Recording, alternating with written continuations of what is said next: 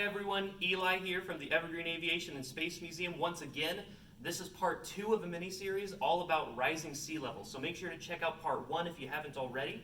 So part 2, we're going to talk about why the sea levels are rising in the first place. Part 1, we gathered information about all of the data we've collected, and now with that data we've concluded that the Earth's sea levels are rising about 1/8 of an inch per year, and the rate is set to increase from then.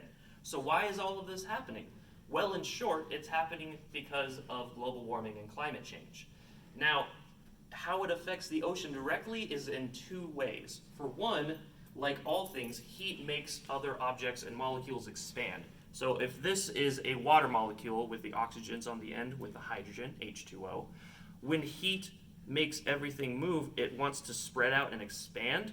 And when the ocean expands like that, it has nowhere to go but up a little bit, hence that end. And then on the other end, all of the ice, solid ice in the world is starting to melt at a more increased rate. We have these ice cubes as a reference to show melting glaciers, polar ice caps on both hemispheres. And with that added water that's going to be added to the ocean, it's going to show all of that ocean levels rising. So this is a topographical map here, and the original outline is what it was, let's say, 5 years ago. And now with the added water levels, we've got an increase in ocean levels and showing that we have less land to live on.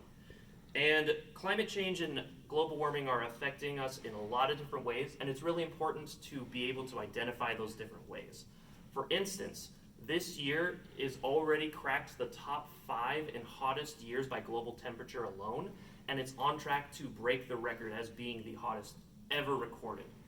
And we're going to look at this next video coming up and talk about how people are impacted by it and what we're able to do about it to fight climate change and rising sea levels. But until then, this has been Eli from the Evergreen Aviation and Space Museum. See you next time.